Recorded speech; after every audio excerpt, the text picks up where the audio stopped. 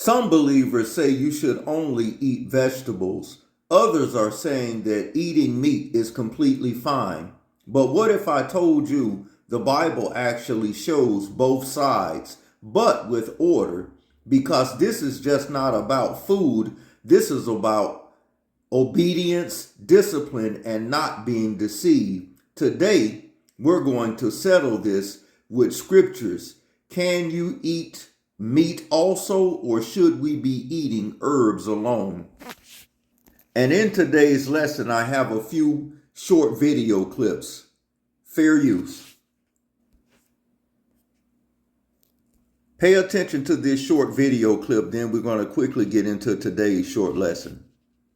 Lobster, that's just bugs. Those are just big sea bugs. Well, we found that out on Fear Factor because people that are allergic to shellfish are also allergic to roaches. Wow. Yeah, we found that out the hard way. A lawsuit? No. The dude was allergic to shellfish and he had to eat roaches for this thing, and they wound up having to give him an adrenaline shot. Oh, EpiPen. Yeah, he was seizing up a little bit. That's not good. Your windpipe starts constricting. Yeah. And I have one or two other video clips. Let us quickly get into today's lesson. I won't keep you long. Book of Bereshit, or Genesis, chapter 1. And let us look at verse 29 and 30. And Elohim said, Behold, I have given you every herb-bearing seed which is upon the face of the earth, and every tree which is the fruit of the tree, yielding seed. To you it shall be for what? Meat. And to every beast of the earth, and to every fowl of the air, and to everything that creepeth upon the earth, wherein there is life, I have given every green herb for meat. And so it was. Book of Hazun, or Revelations, chapter 22. Let's look at verse 2. In the midst of the street of it, and on either side of the river, was there a tree of life, which bare 12 manner of fruits, and yielded her fruit every month. And the leaves of the trees were for the healing of the nations. As far as what we consider meats, fish, animals, fowl, poultry, everything that is permissible to be eaten, family, is found in the book of Leviticus, or Wayikra, chapter 11, verse 1 through 32. And Yahuwah spake to Moshe and Aharon, saying unto them, Speak unto the children of Yisrael, these are the beasts which ye shall eat among all the beasts that are on the earth. Whatsoever parteth the hoof, and is cloven-footed, and chew the cud, among the beasts that ye shall eat. Nevertheless, these that do not chew the cud, you shall not eat. And verses 1 through 32 covers every animal that is permissible to be eaten and not to be eaten. And some animals were never to be even touched. And we're going to cover this further in today's short lesson. Same thing, family, in the book of Devarim, or Deuteronomy, chapter 14, verses 1 through 21, as pertaining to what we consider meats, everything that is permissible to be eaten or that should not be eaten as far as meats is found in Deuteronomy chapter 14, verse 1 through 21. There are some out there would say that, well, we should not eat meat at all because in the beginning, Yahuwah gave us herbs alone for meat. That's true. But what if I could show you quickly that Malachims, in which the world calls angels who came in flesh form, actually ate meat? We're going to prove this quickly with scriptures, proving that Malachims or angels ate meat in flesh form. Book of Bereshit, or Genesis, chapter 18, verse 1. And Yahuwah appeared unto him in the plains of Mamre, and he sat in the tent door in the heat of the day. And he lifted up his eyes, and looking, lo, 3 men stood by him. And when he saw them, he ran to meet them from the tent door and bowed himself toward the ground. And he said, Yahuwah, if now I have found favor in thy sight, pass not away, I palau thee from thy servant.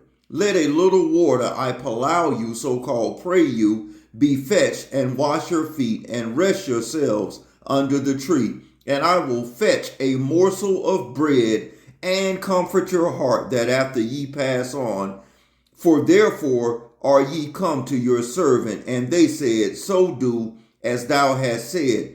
And Abraham hastened into the tent unto Sarah, and said, make ready quickly 3 measures of fine meal kneaded, and make cakes upon the heart. And Abraham ran unto the herd, and fetched a what? A calf, good and tender, and gave it to the young man, and he hastened to dress it. And he took butter and milk and the calf which he had dressed, and set it before them. He stood by them under the tree, and they did eat. Verse 20 to 22 of this same chapter. And Yahuwah said, because the cry of Sodom and Gomorrah is great, because their sins is very grievous, I will go down now and see whether they have done altogether according to the cry which is come unto me, and if not, I will know. And the men turned their faces from thence, and went toward Sodom and Gomorrah, but Abraham stood yet before Yahuwah. So in verse 22, they were known as men, correct? And then in verse 8, once again, these Malachims who came in flesh form ate meat. They ate a calf. Now, still in this same book, Genesis chapter 19, let's look at verse 1 through 5 to prove that these men were actually angels or Malachim. Verse 1, and there came 2 angels or Malachs to Sodom at even, and Lot sat in the gate of Sodom. And Lot, seeing them, rose up to meet him, and he bowed himself with his face toward the ground. And he said, behold, my masters, turn in, I palau, or pray you, into your servant's house, and tarry all night, and wash your feet, and rise up early, and go your ways. And they said, nay, but we will abide in the street all night. And he pressed upon them greatly. And they turned in unto him, and entered into his house, and he made a feast. And they did eat unleavened bread, and they did eat. But before they lay down, the men of the city of Sodom and Gomorrah compassed round about the house, both old and young, all the people from every quarter. And they called unto Lot, and said unto him, where are the men? Bring them out, that we may know them. In verse 5, they are known as men, but in verse 1, these men, it says, were 2 Malachs or 2 angels. So yes, Malachs or angels can come in flesh form, and they did eat meat. Book of Hebrews chapter 13 verse 2. Be not forgetful to entertain strangers, for thereby some have entertained Malachims or angels unaware. So Malachim or angels who came in flesh form, they ate meat. Let's show an example of Yahushua and the disciples eating meat. Book of Yehukanan, chapter 4, verse 7 through 8. There cometh a woman of Samaria to draw water. Yahushua saith unto her, give me to drink. For his disciples were gone away unto the city to buy meat. Book of Luke, chapter 24, verse 41 through 43. And while they yet believed not for joy and wonder, he said unto them, have ye here any meat? And they gave him a piece of broiled fish and of a honeycomb, and he took it and did eat it before them. Pay attention to this video that I'm about to share, which will outline everything as pertaining to meat or meats as to what we should or should not eat. Listen. With meaning. These dietary laws weren't just about health, though they had health benefits. They weren't just about distinguishing Israel from surrounding nations, though they did that too. At their heart, these laws were about holiness. God's people were to learn in every area of life, even at the dinner table, that they were set apart. Let's walk through these instructions. The Lord said to Moses and Aaron, "Say to the Israelites, of all the animals that live on land, these are the ones you may eat. You may eat any animal that has a divided hoof and that chews the cud. Listen. There are some that only chew the cud or only have a divided hoof, but you must not eat them. The camel, though it chews the cud, does not have a divided hoof. It is ceremonially unclean for you. The hyrax, though it chews the cud, does not have a divided hoof. It is unclean for you. The rabbit, though it chews the cud, does not have a divided hoof. It is unclean for you. That's right. And the pig, though it has a divided hoof, does not chew the cud. That's It is right. unclean for you. You must not eat their meat or touch their carcasses. You shouldn't They are even unclean touch it. for you. Of all the creatures living in the water of the seas and the streams, you may eat any that have fins and scales. But all creatures in the seas or streams that do not have fins and scales, whether among all the swarming things or among all the other living creatures in the water, you are to regard as unclean. And since you are to regard them as unclean, you must not eat their meat. That's You right. must regard their carcasses as unclean. Anything living in the water that does not have fins and scales is to be regarded as unclean by you.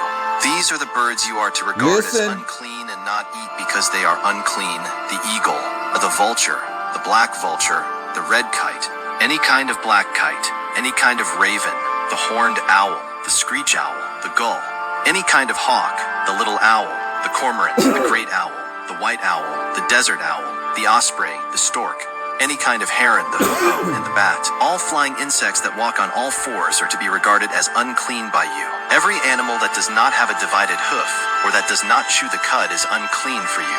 Whoever touches the carcass of any of them will be unclean. Of all the animals that walk on all fours, those that walk on their paws are unclean for you. Whoever touches their carcasses will be unclean That's till right. evening. Anyone who picks up their carcasses must wash their clothes. Listen, there's more. Pay attention. That why are you a vegetarian? They tell us that killing animal is a sin. Because killing living creatures is a sin. So I said, I agree with you. If a person can live without killing living creatures, I'm with you. Today science tells us that even the plants have got life. Previously people did not know that plants and vegetables had life. So now the logic has changed. No, we understand, we realize plants have got life, but plants can't feel pain. Therefore killing animal is a bigger sin as compared to killing a Listen. plant.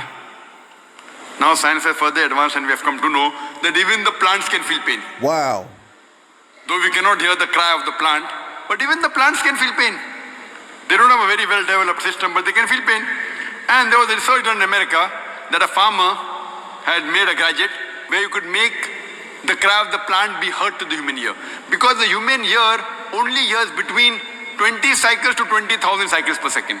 Anything below and above this, the human being can't hear. Like this is below 20 cycles, I can't hear. If I do fast, I can hear because Listen. it's above 20 cycles. You know the dogs, they can hear up to 40,000 cycles per second. Wow. So you may have heard about the silent dog whistle. You blow the whistle, the frequency is between 20,000 and 40,000 cycles per second. The human beings can't hear, the dog hears and comes to the master. That's true. So the cry of the plant cannot be heard by the human being. So there was a research done in America where a farmer makes a gadget, and whenever the plant wanted more water, it would cry out, he used to convert the cry and he could hear it. Wow. So today, science tells us that even the plants can feel pain. So now, there is a non-Muslim who argued with Maxim and said, okay, Brother Zakir, I agree with you, the plants have got life, the plants can feel pain, but you know, plants have got about 2 senses less as compared to animals. You know, animals have got 5 senses, plants have got 3 senses. So I say, okay, for sake of argument, I agree with you. The plants have got 3 senses, animal has got 5 senses. So I asked him the question that suppose if you have a brother who's born deaf. Yeah, I turned it off at that part. That 2 Maccabees chapter 7, read that chapter in your spare time. It is extremely powerful, a powerful testimony about a mother and her sons refusing to eat abominable foods. Then, family, there are those out there who know the Torah that would say, well, elder, if they slaughter or unalive an animal to be eaten, that's permissible according to Leviticus and Deuteronomy, the blood must be put in the ground. And that's true. Let's read this really quick. Leviticus 17, let's look at verse 13 and 14. I won't hold you too much longer today, family. Thank you for spending time with me. Verse 13, and whatsoever man there be of the children of Israel, or of the stranger that sojourneth among you, which hunteth and catcheth any beast or fowl that may be eaten, because all animals weren't considered food. You can't just eat any carcass or animal. We've already covered that. It says that may be eaten. He shall even pour out the blood thereof and cover it with dust. For it is the life of all flesh, the blood of it is for the life thereof. Therefore I say unto the children of Israel, ye shall eat the blood of no manner of flesh, for the life of the flesh is in the blood thereof. Whosoever eateth it shall be cut off. So, for a lot of the Caribbean family with the blood sausages and pudding and all of that, that's abominable in the sight of the Creator. So yes, we were supposed to cover the blood, but the majority of us don't farm and own our own animals anymore. So we don't know how they're being processed at these centers. And there are some out there that know the law that we just read in Leviticus 17, and they say, well, elder, that's why I don't eat the animals, because I don't know what they doing to them. But look at this, family. 1 Corinthians chapter 10, let's pick this up at verse 25 and read through verse 29. Listen, all things to the glory of Yahuwah. All things are lawful for me, but all things are not helpful. All things are lawful for me, but not all things edify. Let one seeketh his own, but each one the other's well-being. Verse 25 is why we came here. Eat whatsoever is sold in the meat market. That's your grocery stores. Asking no question for conscience sake. For the earth is Yahuwah's and all its fullness. If any of those who do not believe invite you to dinner and you desire to go eat, whatsoever is set before you, asking no questions for conscience sake. But if anyone says to you, this was offered to idols, do not eat it for the sake of the ones who told you, and for conscience sake. For the earth is Yahuwah's and all the fullness of it. Conscience, I say, not your own, but that of the other. For why is my liberty being judged by another man's conscience? So when we go to the grocery stores, we don't know what they did as far as how they processed the animal, and neither do the people at the grocery stores. That takes place at the processing center. So for our conscience sakes, as long as it's permissible and clean meats, go to the grocery store, the meat market, and buy it.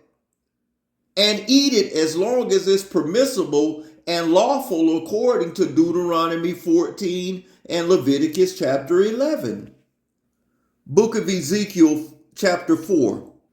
And let us look at verse 13, Ezekiel 4 and 13. And Yahuwah said, even thus shall the children of Israel eat their defiled bread among the Gentiles, whether I will drive them. With this modern day administration and what they're doing to our foods, do you know that a lot of things and ingredients that they put in our food products here in America are not allowed in other countries of the world? So we don't know what they're doing. So all we can do, family, is put our hope and our trust and our faith in the Creator Yahuwah. Book of Mark, chapter 16, verse 18. They shall take up serpents, and if they drink any deadly thing, it shall not hurt them. They shall lay hands on the sick, and they shall recover. Praise Yahuwah for him sending his son Yahushua to protect us from all the potential things that could have happened to us. We should be ever so grateful that even though a lot of our food systems and the things that are in the food are not clean, Yahuwah Elohim still protects all of us. Book of Yeshayahu, or Isaiah 54, verse 17. No weapon that is formed against thee or us, family, come on, shall prosper, and every tongue that riseth up against thee in judgment thou shalt condemn. This is the heritage of the servants of Yahuwah, which we are, family, and their righteousness is of me, saith Yahuwah. Book of Yeshayahu, or Isaiah 66.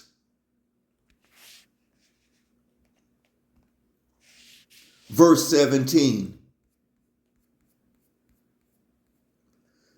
They that sanctify themselves and purify themselves in the garden behind one tree in the midst, eating swine's flesh, and the abomination of the mouths shall be consumed together, saith Yahuwah.